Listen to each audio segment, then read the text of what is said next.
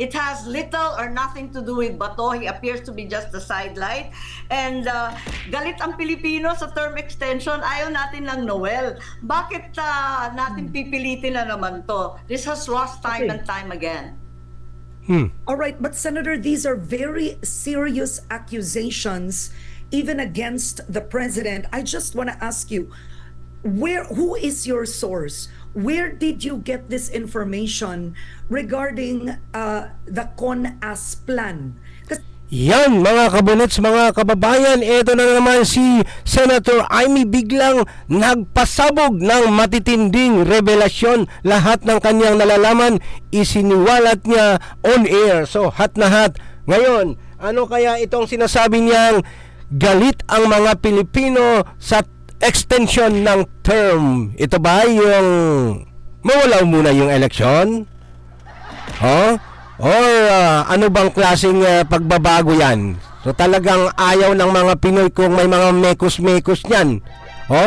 Sabi, pati nga si Madam Karen, hindi pa kaya napakadelikado itong sinisiwalat mo? Meron ka bang source? Ngayon, pakinggan natin ang kanyang sinasabi. Kasi kahit ako, nagulantang talaga ako dito sa mga sinabi niya. Ang tapang-tapang nitong si Senator Amy Marcos. So, ito yung ikat lang natin dito sa highlight kasi sinasabi niya na parang ano lang si Senator Bato yung paghuli pero bago pa yung pagbobotohan ng impeachment doon sa House of Representatives ay may usap-usapan na daw. Kaya nga hindi ako nagtataka bakit maraming lumalabas sa talumpati ni Congressman Libiste na ayon kay Senator Amy may nabanggit siyang milyon. Ito. Hindi ba mas maigi? Kayo. Kanina Ay, sorry. Pwede niyo po ulitin yung sinabi niyo na the arrest was more than that? Is that what you were saying? Yun. That was it to stop Yes. Bato from voting? Yes, that's right. It turns out that Bato was only the beginning of the entire story. Yung pala, more importantly, they really wanted to change and get back the leadership of Change and get back the Senate because there was so Senate. much at stake. Nakapusta na pala doon yung CONAS. Con- Kasi ang problema nila, matatalo sa impeachment sa Senado, ano yung CONAS? mananalo pa si VP Sara sa 2028, iditepok na sila. Kaya ang pag pinag-uusapan, ikasa na ang CONAS. Ano yung CONAS at totoo kaya ito? Sana meron pa tayong makuhang dagdag information nito. Palitan ng konstitusyon, dagdagan ng 3 Palitan ang constitution, Palitan at dagdagan ng 3 taon. taon ang mga kasalukuyang kongresista and extend the term even of the president until 2031 and no elections except perhaps for local positions. The other alternative was also discussed to raise the age for the presidency from 45 to 50 so that VP Sara would be disqualified. So this is a very high stakes game. It has little or nothing to do with Bato. He appears to be just a sidelight and galit ang Pilipino sa term extension. Ayaw natin ng Noel. Bakit Kung pinapanood mo ang video na ito about doon sa sinasabi niya, pabor ka ba dyan sa sinasabing extension ng term para wala munang eleksyon? pipilitin na naman to? This has lost time and time again. All right, but Senator, Ito these yung are delikado. very serious accusations. Ito yung delikado even dito. against the president. I just want to ask you, who is your source? Where did you get this information regarding the CONAS plan? Kasi napakadetalyado po ng sinabi ninyo. Baka maakusan kayo ng Malacanang libel. nag-iimbento kayo ng kwento.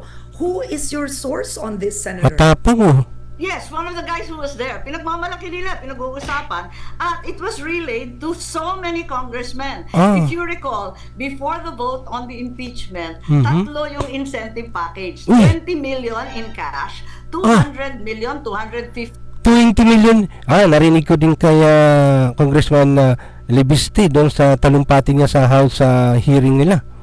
pa in hard or infrastructure DPWH project, malamang may flood control pa yan para matindi ang kickback. Ikatlo, don't worry about the churches, don't worry about Visayas, Mindanao, and the DDS because there will be no election. Noel ang benta nila. Yun Noel. ang part 3 ng incentive package. Tapos, yun nga, gusto nila tigilan na ang flood control investigations kasi mabigat na yung ebidensya, limpak-limpak na yung dokumento, Yun. kami nagpipresinta at kahit ka Ang tanong, gaano ka-legit yung mga source mo? Iyon lang ang tanong.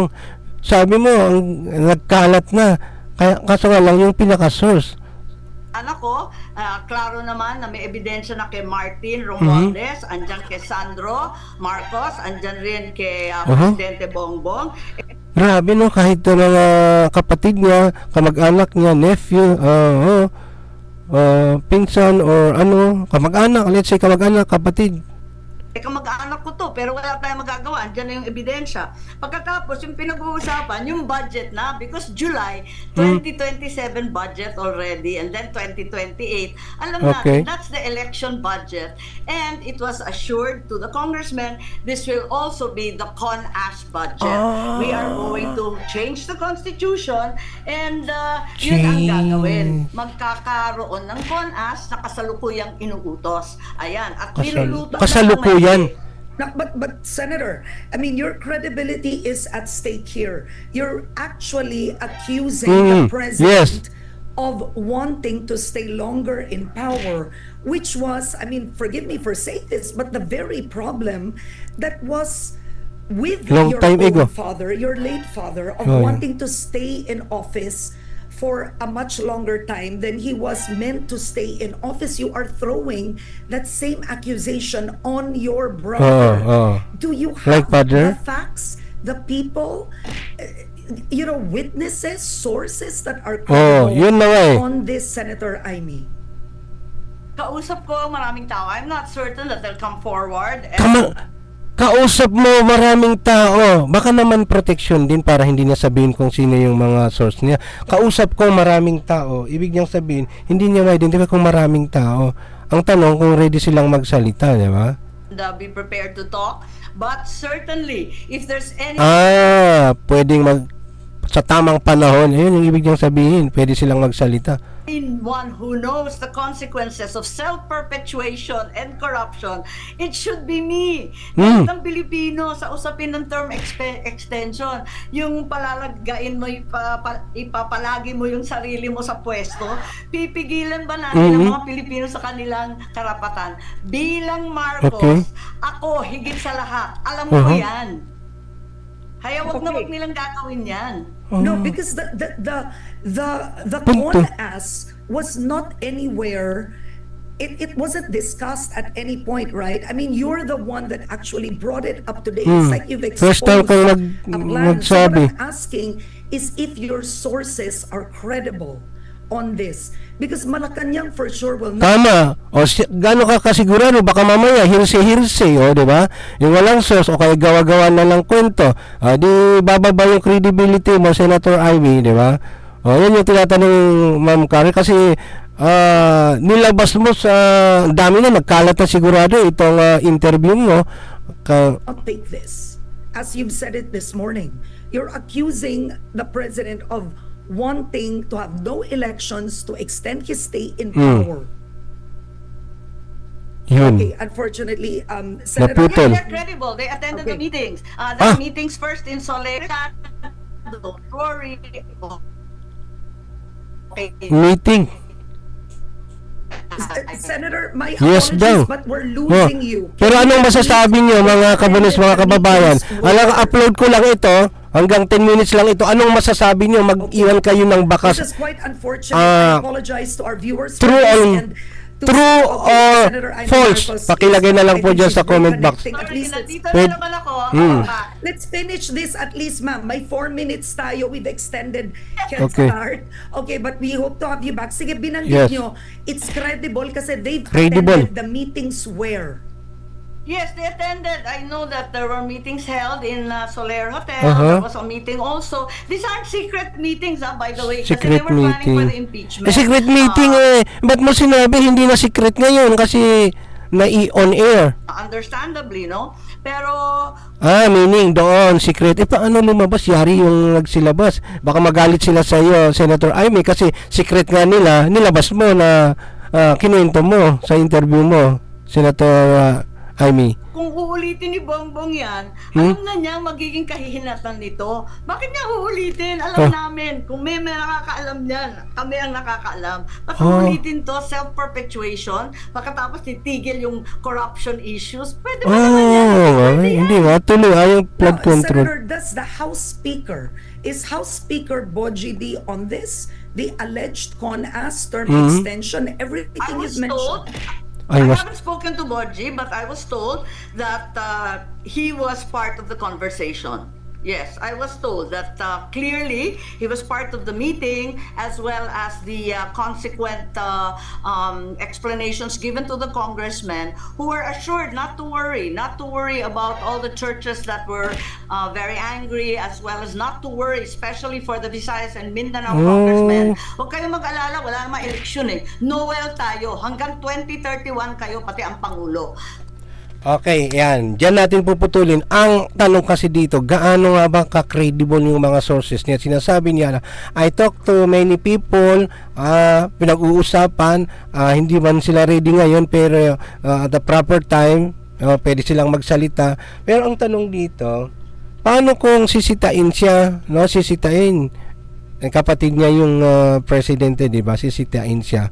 Meron kayang lalabas na magsasalita. Kasi kung wala, makasabihin nilang gumagawa ka lang ng kwento-kwento, di ba? Ayun po yung pino-point out ni Senator Amy. Anyway, maraming salamat sa mga info na binahagi mo, kasi bilang Pilipino, kami yung mga ordinaryong mamamayan, ay karapatan din naming malaman sa inyo mula sa mga binoto naming mga opisyal ng bansa, na malaman namin kung anong nangyayari diyan sa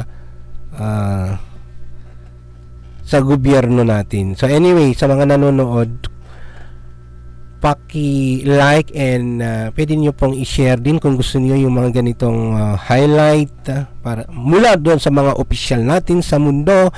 Ayun, basta tama, suportahan po natin. Yung tamang gawa, suportahan po natin. Yung mali, punahin natin. So, God bless you. See you sa next upload. Comment your reaction dyan sa baba. Diyan.